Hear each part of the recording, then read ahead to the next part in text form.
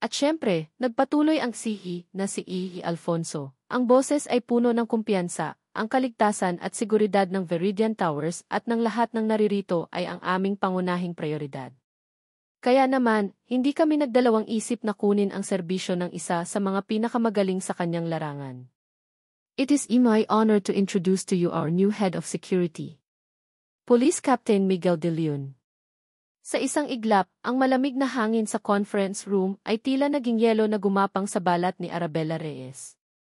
Tumigil ang pagtibok ng kanyang puso. Ang pangalang iyon pamilyar. Masyadong pamilyar. Kasabay ng magalang na palakpakan, isang matangkad na lalaki mula sa harapang hilera ang tumayo at humarap sa kanila. Nakasuot ito ng plansadong uniforme ng pulis, ang tindig ay tuwid at matatag. Ang kanyang mukha ay seryoso, may matalas na panga at mga matang tila kayang basahin ang pinakatatago mong lihim. Diyos ko! Ang mga matang iyon! Ang mukhang iyon!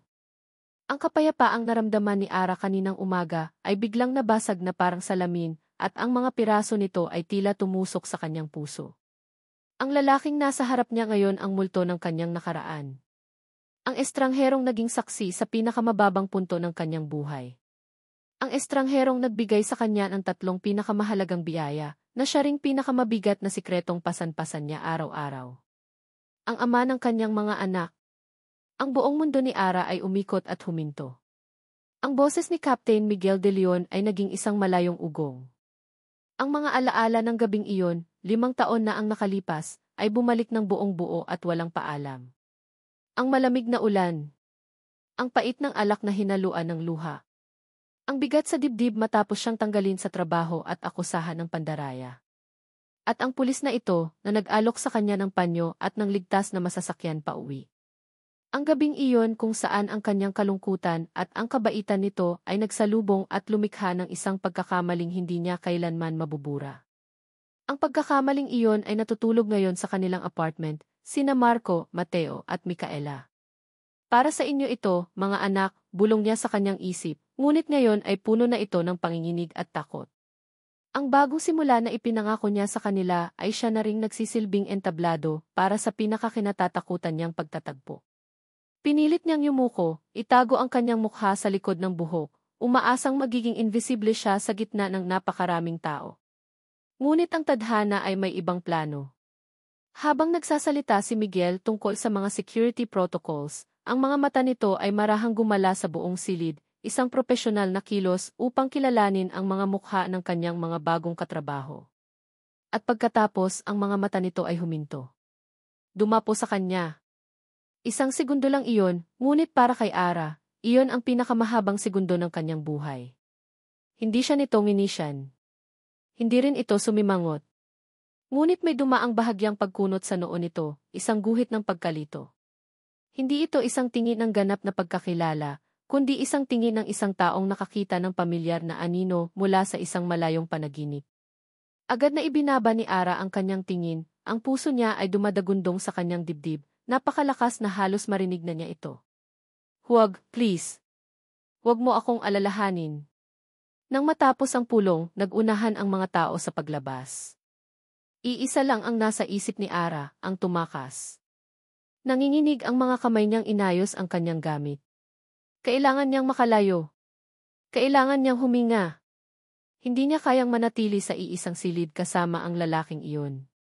Patayo na siya, handa nang makipagsiksikan palabas, nang isang boses ang pumigil sa kanyang mundo. Isang boses na kalmado, malalim at propesyonal, ngunit para sa kanya ay tunog ng isang sentensya ng kamatayan. Miss Reyes, tama ba? Pwede ba tayong mag-usap sandali? Naiwan si Police Captain Miguel de Leon na nakatayo sa labas ng conference room. Ang mga salitang binitawan niya ay tila nakalutang pa rin sa hangin. Pinanood niya ang pagmamadaling paglakad ni Arabella Reyes palayo. Ang tindig nito ay puno ng tensyon na para bang bawat hakbang ay isang pagtakas.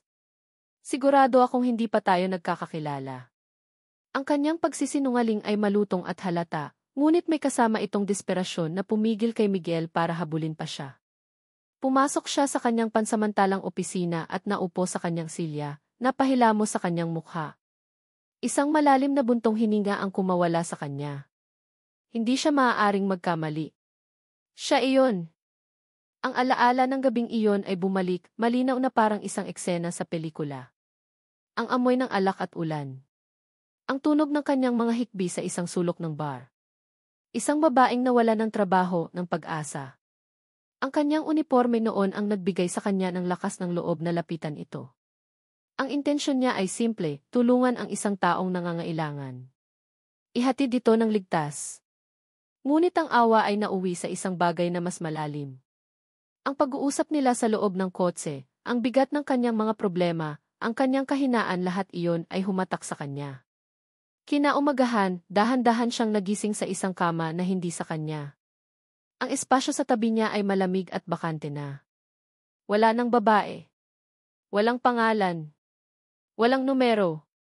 Tanging ang matamis na amoy ng pabango na naiwan sa unan at isang mabigat na pakiramdam ng responsibilidad na hindi niya nagampanan. 5 taon siyang binagabag ng tanong na, anong nangyari sa kanya? At ngayon, ang sagot ay nagtatrabaho sa parehong gusali kung saan siya ang hepe ng seguridad. Kinahapunan, isang email ang dumating. Isang pulong kasama ang project director. Pagpasok ni Miguel sa silid, naroon na si Ara, nakaupo sa isang dulo ng mesa, ang mga mata ay nakatuon sa notebook sa kanyang harapan. Sa kabisera, isang babaeng may matalim na tingin at eleganteng kasuotan ang umayos ng kanyang salamin. Captain De Leon, welcome. I am Katrina Sandoval, the project director. Pagpapakilala nito, ang boses ay matigas at walang bahid ng init. Nakipagkamay si Miguel, naramdaman ang lamig ng palad nito. Pinatawag ko ang pulong na ito para siguraduhin na ang lahat ng aspeto ng seguridad ay naaayon sa disenyo ng gusali, sabi ni Katrina, bago ibinaling ang matalas na tingin kay Ara. Enme Reyes, bilang lead architect sa proyektong ito, inaasahan kong makikipag-ugnayan ka ng maigi sa team ni Captain De Leon. Kailangan nating suriin muli ang lahat ng access points, lalo na ang mga emergency exits.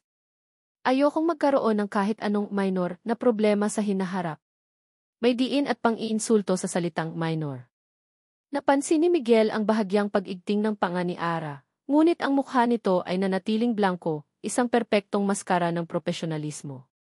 Masusunod po, Ma'am Sandoval, sagot ni Ara, ang boses ay kontrolado.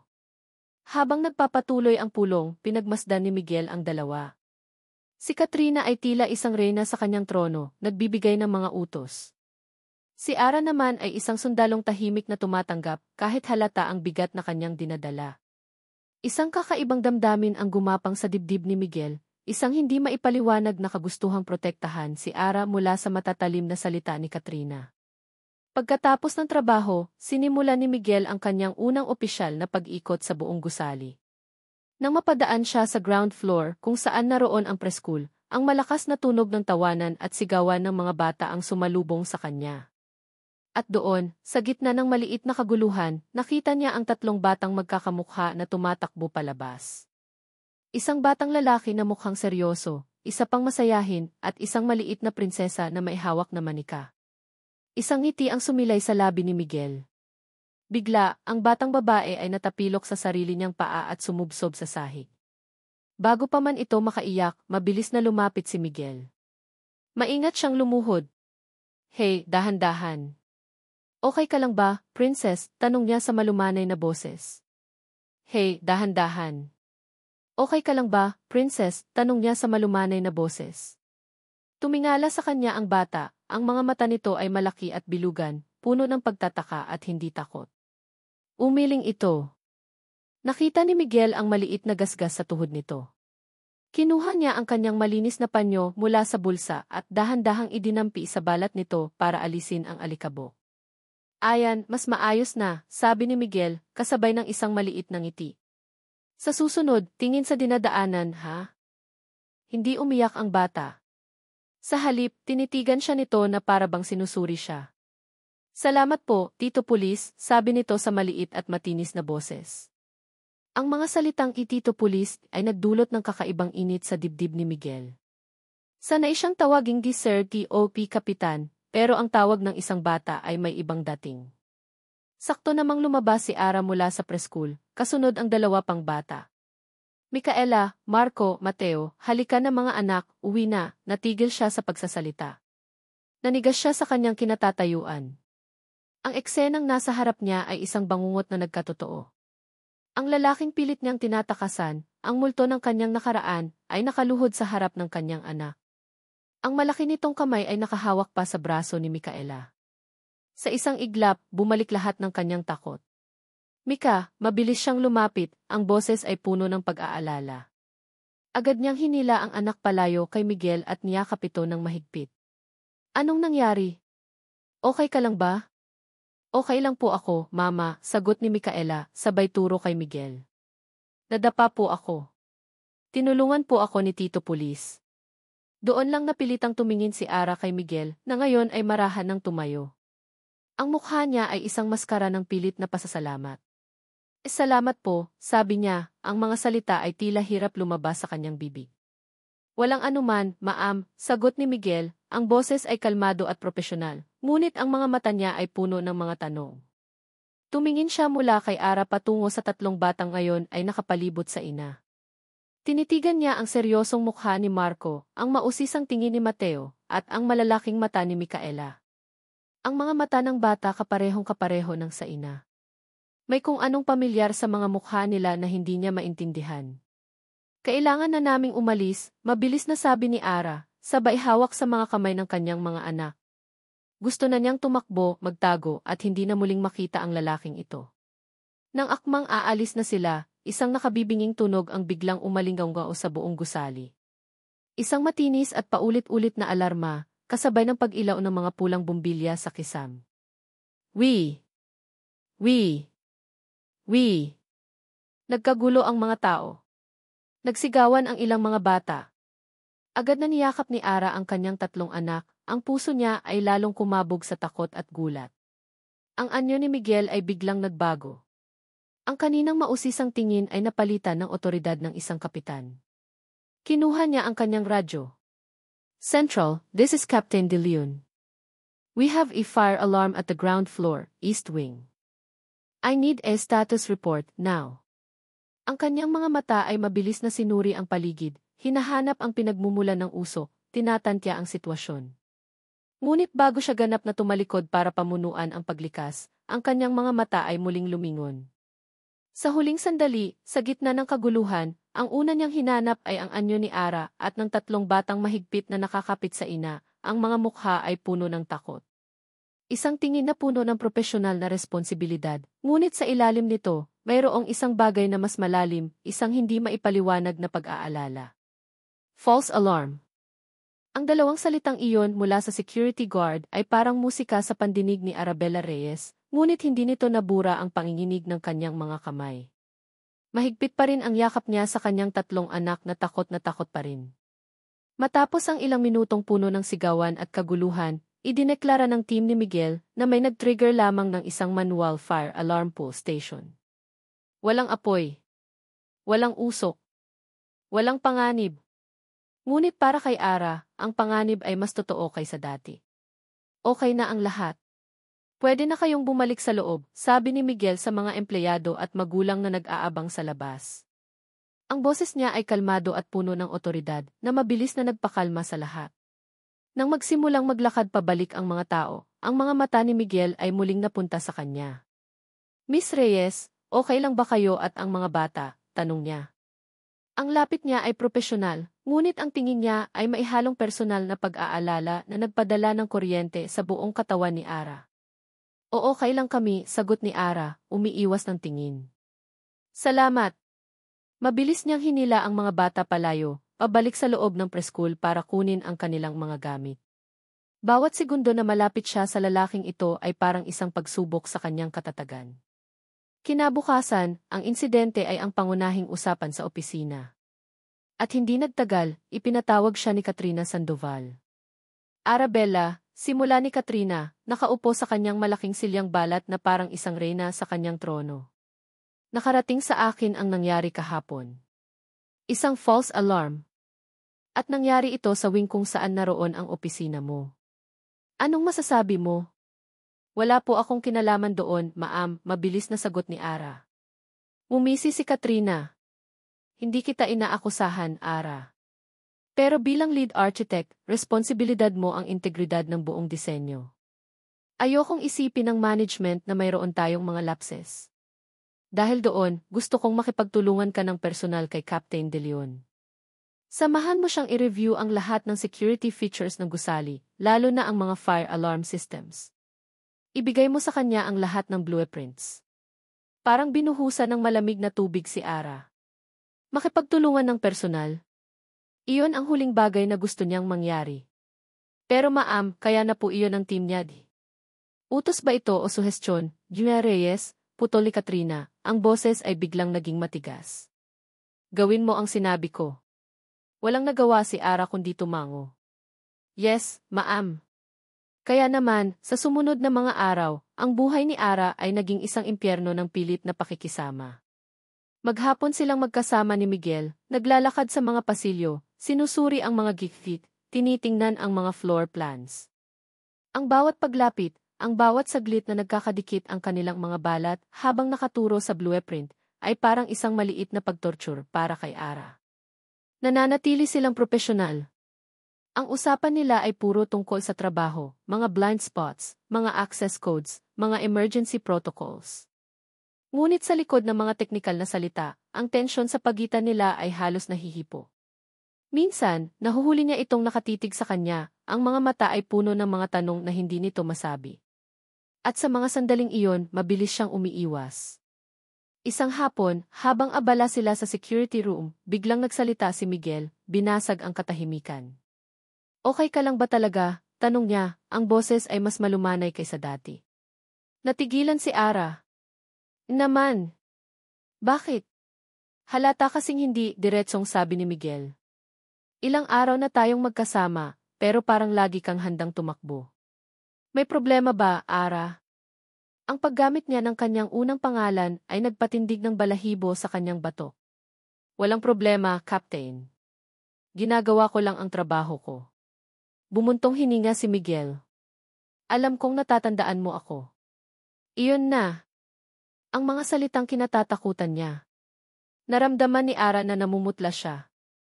Hindi ko alam ang sinasabi mo. Huwag na tayong maglokohan, sabi ni Miguel, ang boses ay hindi galit kundi puno ng pagod. Hindi ko malilimutan ang gabing iyon. At alam kong hindi mo rin malilimutan.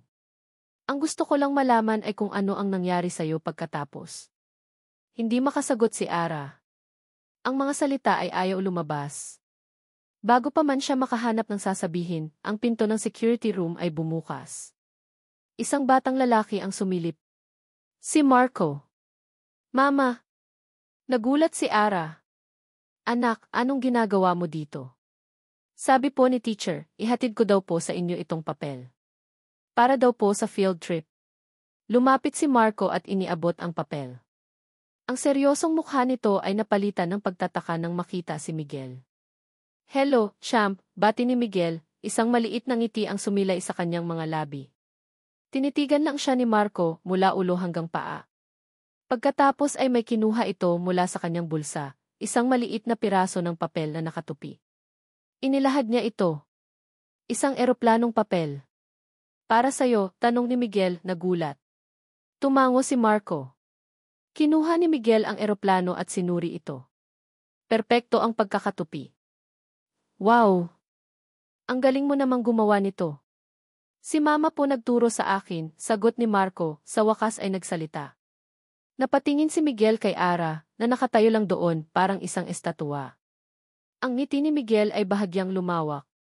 Matalinong bata, sabi niya, ang tingin ay bumalik kay Ara. Mana sa ina. Ang simpleng papuring iyon ay tumama kay Ara ng mas malakas kaysa sa anumang akusasyon. Ang kabaitan sa mga mata ni Miguel, ang natural na koneksyon nito sa kanyang anak, ito ang panganib. Ang bawal na paglapit na ito ang unti-unting bumubuwag sa pader na itinayo niya sa paligid ng kanyang puso. Nang makaalis na si Marco, nanatili ang katahimikan. Ngunit ngayon, mas mabigat na ito. Mas komplikado. Maya-maya, habang nag-aayos si Ara ng kanyang gamit para umuwi, lumapit si Miguel. Ara, di. Captain, pagod na ako, mabilis niyang putol. Bukas na lang natin ituloy to. Akmang tatalikod na siya nang may isang boses na tumawag sa kanya. Ara! Sa wakas, natapos ka rin. Si Lorraine, ang kanyang best friend, ang dumating, may dalang kape. Natigilan ito nang makita si Miguel na nakatayo sa tabi niya. Tumingin si Lorraine mula sa seryosong mukha ni Miguel patungo sa namumutlang mukha ni Ara. Nakita niya ang tensyon. Naramdaman niya ang kuryente sa hangin. Hinila ni Lorraine si Ara sa isang sulok, malayo sa pandinig ni Miguel. "Hoy, babae," bulong nito. "Sino yan? Bakit ganyan ang itsura mo?" Huwag mong sabihing kinaputol ang sasabihin ni Lorraine nang makita ang sagot sa mga mata ng kaibigan. "Oh and my God, Ara." Huwag mong sabihing siya ang... Hindi makasagot si Ara. Ang tanging nagawa niya ay tumingin sa sahig, ang katawan ay nanginginig. Ang kanyang sikreto ay hindi na lang sa pagitan nilang dalawa ni Miguel. Ngayon, may isa nang nakakaalam. At parang isang maliit na bitak sa isang dam, alam niyang simula na ito ng pagguho. Dalawang imbestigasyon ang sabay na tumatakbo sa isip ni Police Captain Miguel de Leon. Ang una ay propesyonal. Ang false alarm kahapon ay masyadong malinis. Masyadong simple. Pinanood niya ang TV footage ng paulit-ulit. Walang kahina-hinalang tao na lumapit sa alarm station bago ito tumunog. Ngunit may isang bagay na mali. May isang blind spot, isang anggulo na hindi sakop ng kamera, sapat na espasyo para sa isang taong may alam sa layout na makagawa ng kilos ng hindi nakikita. Sabotahe. Iyon ang sinasabi ng kanyang instinct bilang pulis. May naglalaro sa loob ng gusaling ito. Ang pangalawa ay personal. At mas komplikado. Si Arabella Reyes. Ang takot sa mga mata nito tuwing nagkikita sila. Ang pilit na pag-iwas. Ang reaksyon ng kaibigan nitong si Lorraine, isang tingin ng purong gulat at pagkabigla. Hindi iyon reaksyon sa isang simpleng boss o katrabaho. Iyon ay reaksyon sa isang taong may malaking koneksyon sa nakaraan. Sa bawat araw na lumilipas, mas lalo siyang ginugulo ng mga tanong. Ngunit bilang isang taong sanay sa disiplina, pilit niyang isinasantabi ang personal na usapin para unahin ang trabaho. Isang Biyernes ng hapon, nagkaroon ng maliit na family day event ang Little Achievers Preschool sa garden area ng Gusali. Bilang hepe ng seguridad, obligasyon ni Miguel na siguraduhing maayos at ligtas ang lahat. Habang nag-ikot, hindi niya maiwasang mapanood ang mga bata at magulang na masayang naglalaro. At doon, sa isang sulok, nakita niya sila. Si Ara, nakaupo sa isang picnic blanket, pinapanood ang kanyang tatlong anak na naghahabulan. Isang ngiti ang sumilay sa labi nito, isang tunay na ngiti, hindi pilit, at sa unang pagkakataon, nakita ni Miguel ang babaeng nakilala niya 5 taon na ang nakalipas. Ang babaeng maganda kahit na may bakas ng kalungkutan. Biglang tumakbo papalapit sa kanya ang isa sa mga batang lalaki. Ang masayahin. Si Mateo. Tito Pulis. Tito Pulis. Tingnan niyo po, sabi nito, sabay pakita ng isang medalyang gawa sa karton na may nakasulat na Best Runner. Isang ngiti ang gumuhit sa labi ni Miguel. Lumuhod siya para maging kapantay ng bata. Wow, ang galing mo naman, champ. Congratulations. Sabi po ni Mama, mabilis daw po talaga ako, pagmamalaki ni Mateo, ang mga mata ay nagniningning. May kung anong mainit na pakiramdam ang dumaloy sa puso ni Miguel. Isang pakiramdam na hindi pamilyar, ngunit malugod niyang tinanggap. Ginulo niya ang buhok ng bata. Siyempre, maniwala ka sa mama mo. Sa pagtawa ni Mateo, niyakap siya nito ng mahigpit. Nagulat si Miguel sa biglaang kilos ng bata. Dahan-dahan, itinaas niya si Mateo at bahagyang inikot, na lalong ikinatuwa ng bata. Yehey! Ang taas, sigaw ni Mateo. Nang ibababa na niya ito, napadako ang kanyang tingin sa likod ng tenga ng bata. At doon, nakita niya ito. Isang maliit na nunal. Isang perpektong bilog na nunal sa eksaktong lugar. Biglang nanlamig ang buong katawan ni Miguel. Ang tawa ng mga bata sa paligid ay biglang humina. Ang mundo niya ay tila bumagal. Ang nunal na iyon. Ang marka ng mga de Leon, sabi nga ng kanyang ina noong bata pa siya, sabay turo sa parehong nunal sa likod ng kanyang tenga. Isang maliit na palatandaan na namana niya sa kanyang ama, at namana rin ng kanyang ama sa lolo niya. Dahan-dahan, ibinaba niya si Mateo. Ang kanyang mga mata ay lumipat kay Ara, na ngayon ay nakatingin sa kanila, may bahid ng pag-aalala sa mukha. Ang kanyang isip, na sanay sa pagkonekta ng mga ebidensya, ay biglang nagtrabaho sa bilis ng kidlat. Click! Ang nunal. Click! Si Ara na nagtatrabaho ngayon dito. Click! 5 taon na ang nakalipas. Isang gabi. Click! Ang 3 bata. Magkakasing edad. Mukhang mga 4 o 5 taon na. 5 taon. Ang matematika ay simple. At brutal. Napatingin siya sa 2 pang bata. Si Marco, na may seryosong mukha na tila minana mula sa kanya. Si Micaela, na may mga matang kaparehong-kapareho ng kay Ara, ngunit ang hugis ng panga. Ang hangin ay tila naubos sa kanyang baga. Ang lahat ng pag-iwas ni Ara. Ang kanyang takot. Ang pagsisinungaling niya. Hindi iyon dahil sa simpleng hiya. Iyon ay dahil sa bigat ng isang sikretong kayang bumago sa buhay nilang dalawa. Ang profesional na investigasyon ay biglang nawala ng halaga. Ngayon, iisa na lang ang mahalaga. Ang katotohanan. Hindi na niya hinintay na matapos ang araw. Hindi na niya kayang maghintay pa. Kailangan niyang malaman. Ngayon din. Hinintay niya si Ara sa basement parking, sa isang lugar na madilim at malayo sa mga gih. Nang makita niyang papalapit ito, mag-isa, hinarang niya ang kanyang daan. Natigilan si Ara, ang mukha ay agad na namutla nang makita siya. Captain, may kailangan ka ba? Hindi pinansin ni Miguel ang panginginig sa boses nito. Ang isip niya ay kalmado na. Isang nakakatakot na kalmado. Tinitigan niya ito ng diretso sa mata, hinahayaan itong makita ang lahat ng sakit, galit at pagkalito na nararamdaman niya. Ang boses niya ay halos isang bulong, ngunit puno ito ng bigat ng 5 taon na nawala. Ara, mga anak ko ba sila? Ang tanong ni Miguel ay hindi isang bomba na sumabog. Ito ay isang patalim na dahan-dahang itinarak sa puso ni Arabella Reyes, at sa bawat segundo ng katahimikan, mas lalo itong lumalalim. Nakatayo sila sa malamig at tahimik na basement parking. Ang tanging liwanag ay mula sa isang nag-iisang ilaw sa itaas nila, na lumilikha ng mahahabang anino. Ang mukha ni Miguel ay nasa dilim, ngunit nakikita ni Ara ang kislap ng sakit sa kanyang mga mata. Walang galit, walang akusasyon. Tanging isang tanong na naghihintay ng sagot na alam na niya. Anong sinasabi mo?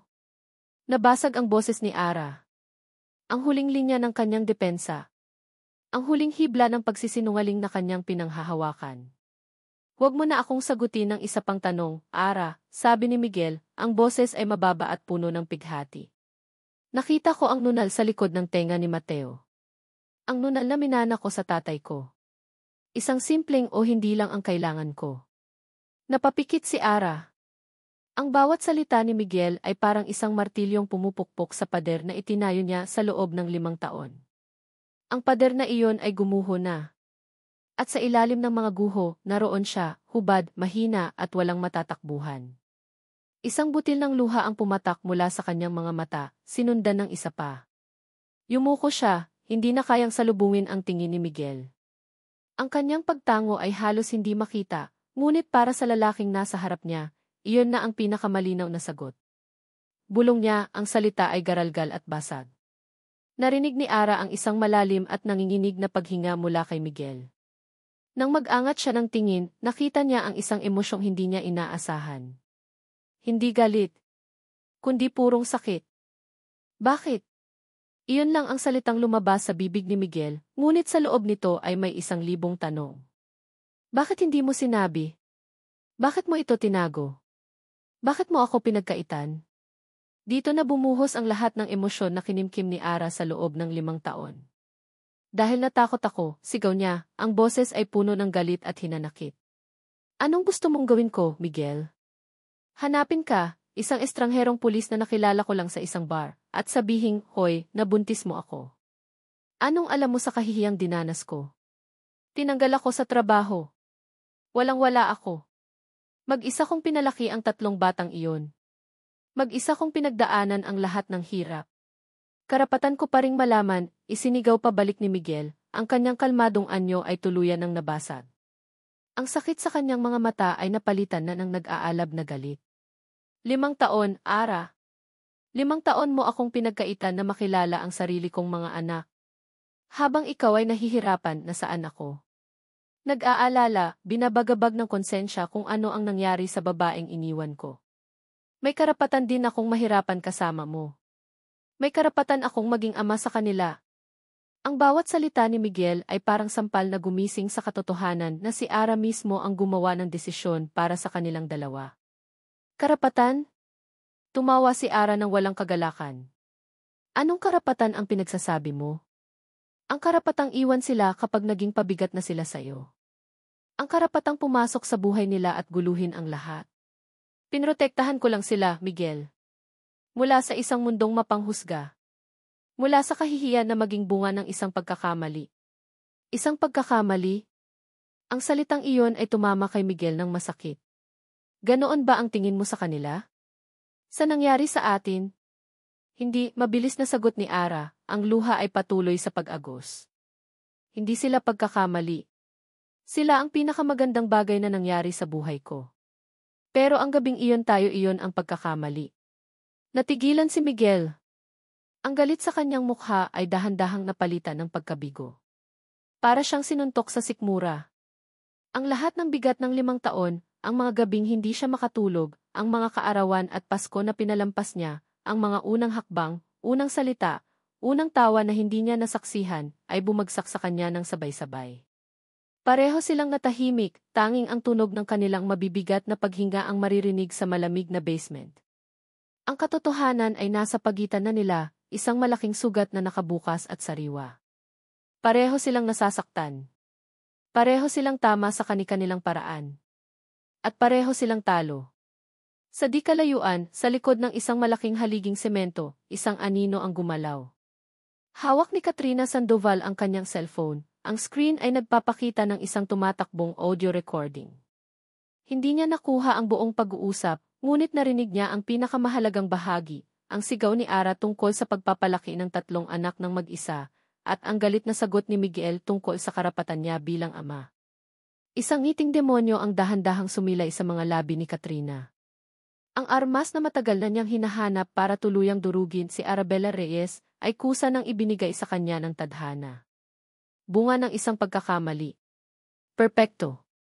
Samantala, sa gitna ng basement, ang galit sa pagitan ni Ara at Miguel ay napalitan ng isang mabigat at malungkot na pagtanggap. Wala nang sigawan.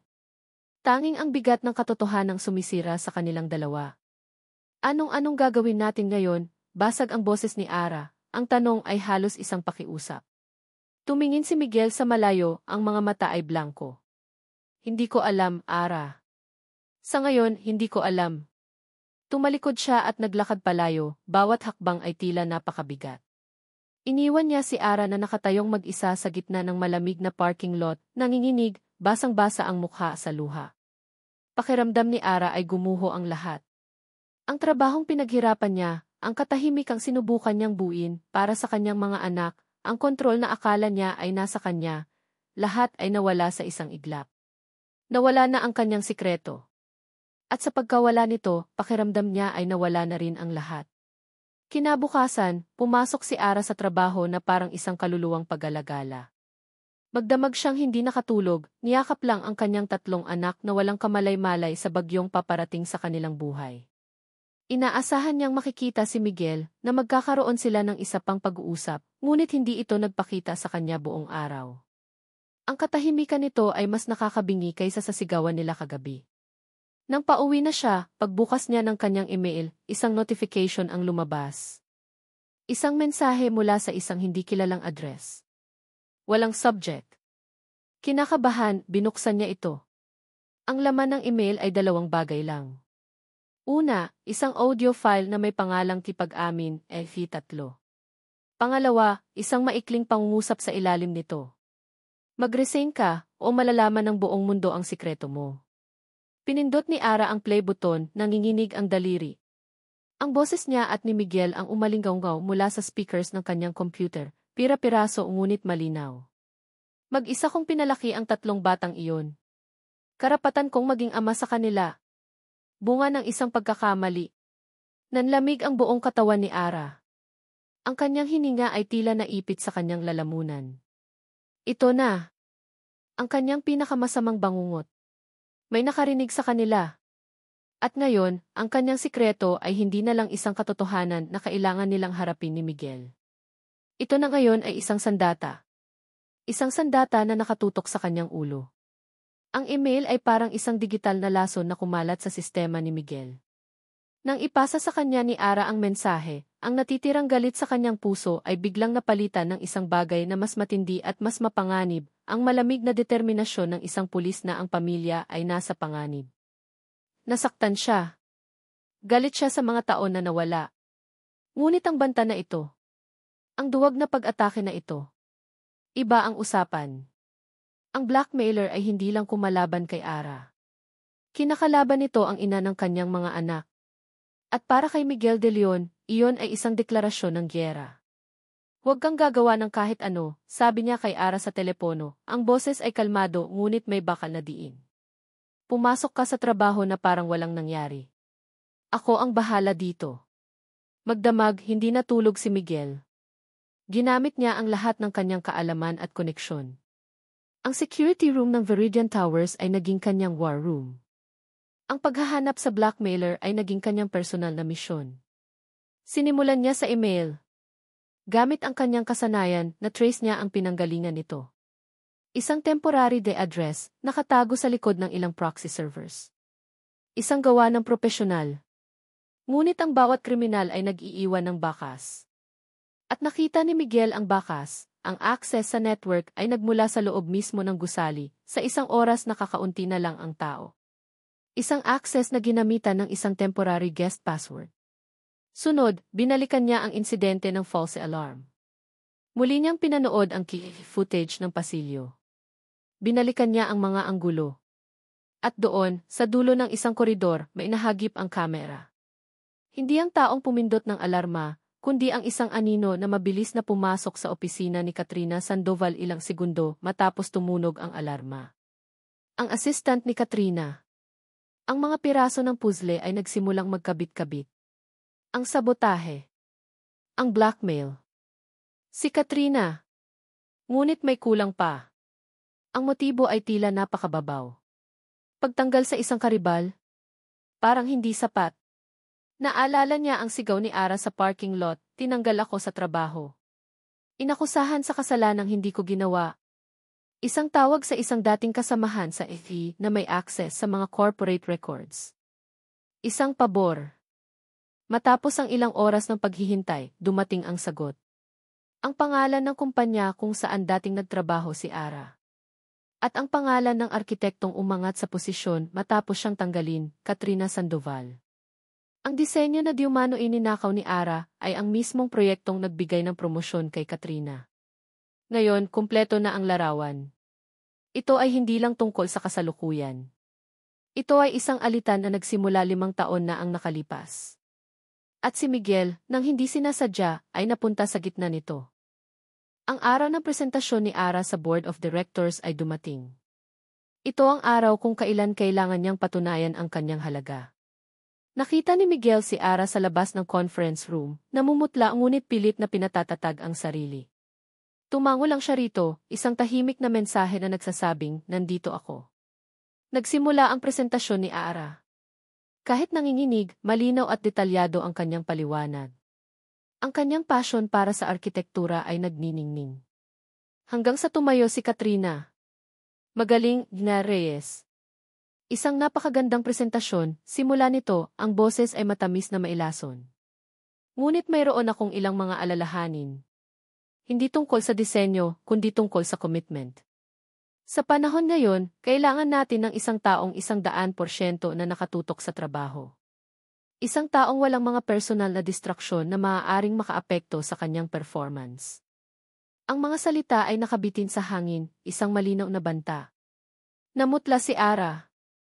Ang mga miyembro ng board ay nagkatinginan. Bago pa man makasagot si Ara, ang pinto ng conference room ay bumukas. Pumasok si Miguel de Leon, dala ang isang laptop. Enrique, mga ginoo at ginang, pasensya na po sa abala, sabi niya, ang boses ay magalang ngunit matatag.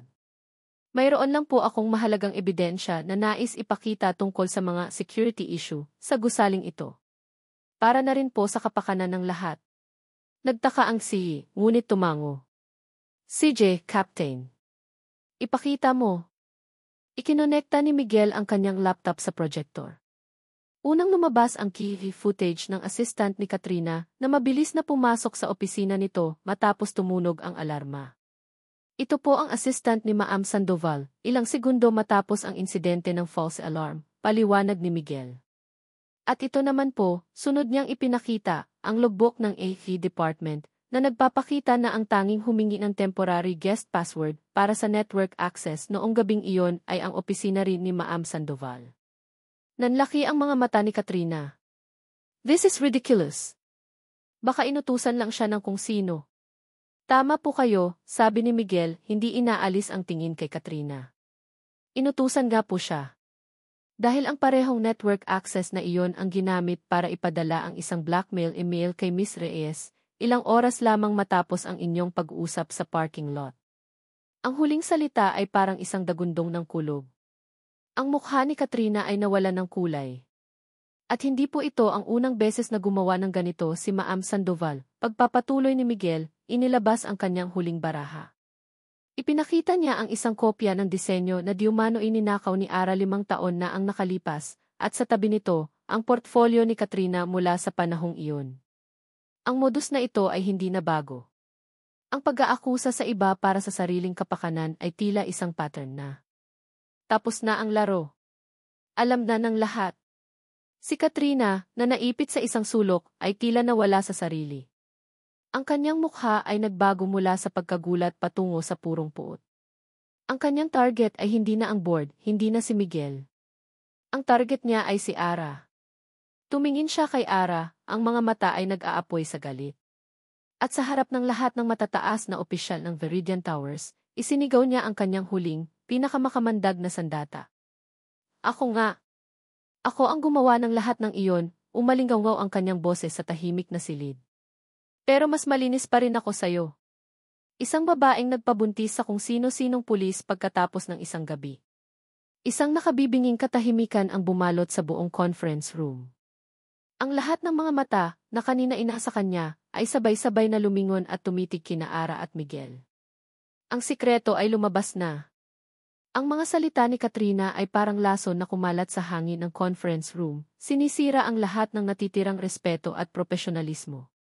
Ang katahimikan ay mabigat, halos nakakabingi. Ang bawat tingin na nakatutok kay Arabella Reyes ay parang isang pisikal na suntok. Ito na. Ang sandali ng kanyang pinakamalaking kahihiyan, isiniwalat sa harap ng mga taong dapat niyang patunayan. Naramdaman ni Ara na nanlambot ang kanyang mga tuhod. Ang lakas na pilit niyang inipon ay biglang naglaho. Napayuko siya, hinahayaang takpan ng kanyang buhok ang kanyang mukha, umaasang lalamunin na lang siya ng lupa.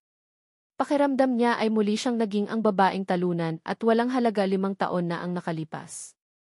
Ngunit bago pa man siya tuluyang gumuho, isang presensya ang naramdaman niya sa kanyang tabi. Isang mainit na kamay ang marahang humawak sa kanyang nanginginig na kamay. Nag-angat siya ng tingin at nakita niya si Miguel, nakatayo sa tabi niya, hindi bilang isang kapitan ng pulisya, kundi bilang isang pader na hindi kayang tibagin. Ang mga mata nito ay hindi na nagpapakita ng galit o sakit. Ang nakikita niya ngayon ay proteksyon. At pagtanggap.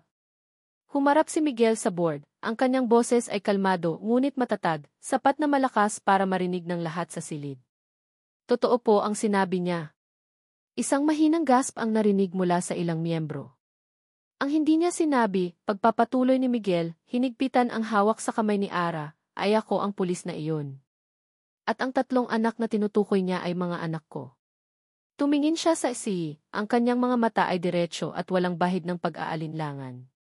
At si Ara ang pinakamatapang at pinakamalakas na babaeng kilala ko. Pinalaki niya ang aming mga anak ng mag-isa sa loob ng 5 taon, habang ako ay walang kaalam-alam. Ang anumang pagkukulang ay wala sa kanya. Nasa akin. Ang pag-amin ni Miguel ay nagbago ng lahat. Ang mga tingin ng paghusga ay napalitan ng pagtataka, at para sa ilan, paghanga. Ang kwento ay hindi na tungkol sa isang babaeng may madilim na sikreto. Ito ay naging kwento ng isang pamilyang sinubok ng tadhana. Matapos paalisin si Katrina ng security, at matapos ang isang maikling pag-uusap kung saan tiniyak ng ang kanilang suporta, sa wakas ay natapos ang unos. Kinagabihan, natagpuan ni Ara at Miguel ang kanilang sarili na nakaupo sa isang tahimik na bench sa parke malapit sa Veridian, pinapanood ang paglubog ng araw. Ang katahimikan sa pagitan nila ay hindi na puno ng tensyon, kundi ng isang pagod ngunit payapang pagtanggap. Patawad, Miguel, basag ni Ara sa katahimikan, ang boses ay isang bulong. Sa lahat. Tumingin si Miguel sa kanya, isang maliit na ngiti ang sumilay sa kanyang mga labi. Isang ngiting malungkot ngunit totoo. Patawarin mo rin ako, Ara. Hindi kita dapat hinusgahan agad. Masyado akong nasaktan, hindi ko naisip ang bigat na dinala mo ng mag-isa. Natakot lang ako, sabi ni Ara, ang luha ay muling namumuo sa kanyang mga mata. Natakot akong baka kapag nalaman mo, itakwil mo sila. O mas masahol pa, kunin mo sila sa akin. Inabot ni Miguel ang kamay ni Ara. Hindi kailanman mangyayari iyon. Nasayang ang 5 taon. Pero mayroon pa tayong habang buhay para bumawi. Simulan natin ulit. Para sa kanila. Tumingin siya sa mga mata ni Ara. Para sa atin. Sa mga salitang iyon, naramdaman ni Ara ang paghilom ng isang sugat na matagal na niyang dala. Ang pag-ibig ay hindi pala tungkol sa paglimot sa nakaraan. Ito ay tungkol sa pagyakap dito, gaano man ito kasakit, para makabuo ng isang mas matatag na hinaharap. Kinabukasan, magkasama silang naglakad papunta sa Little Achievers Preschool para sunduin ang mga bata. Hindi na sila nagtatago. Hindi na sila umiiwas. Nang makita sila ng triplets, sabay-sabay silang tumakbo papalapit, ang mga mukha ay puno ng saya. Mama! Tito Pulis, sigaw ni Micaela, na unang yumakap sa binti ni Ara. Ngumiti si Miguel. Dahan-dahan siyang lumuhod para maging kapantay ng 3 nagtatakang mukha. Tumingin siya sa seryosong si Marco, sa palangiting si Mateo, at sa prinsesang si Micaela. Ang kanyang 3 anak. Ang kanyang pamilya. Hindi na Tito Pulis, sabi niya sa malumanay na boses, ang puso ay umaapaw sa pagmamahal. Simula ngayon ni. Tumingin siya kay Ara, na nakangiti sa kanya habang may mga luha ng kaligayahan sa mga mata. Simula ngayon, Papa na. Ang salitang si Papa ay bago sa pandinig ng mga bata, ngunit sa paraan ng pagtingin nila mula kay Miguel patungo sa kanilang nakangiting ina, unti-unti nila itong naintindihan. Ang kwento nila ay hindi nagsimula sa isang perpektong paraan.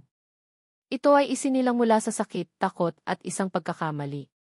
Ngunit habang pinapanood ni Ara si Miguel na akbayan ang kanilang 3 anak, alam niya, sa kaibuturan ng kanyang puso, na ang kanilang hinaharap ay hindi na isang kwento ng pagtatago. Ito na ang simula ng kanilang bukas.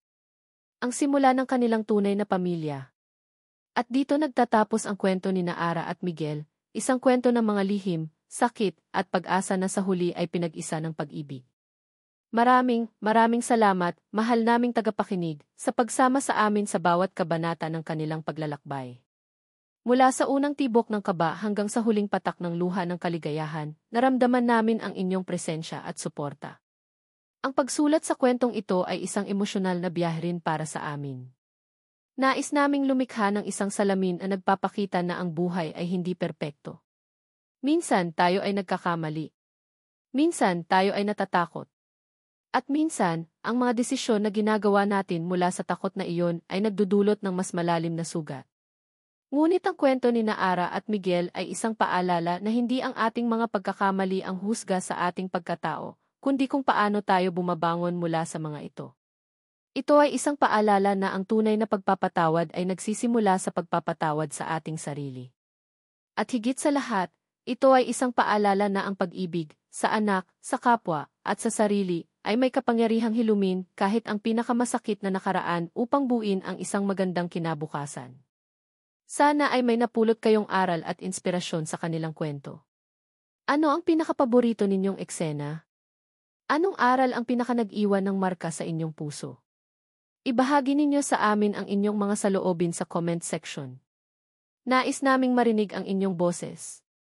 Muli, mula sa kaibuturan ng aming puso, maraming salamat.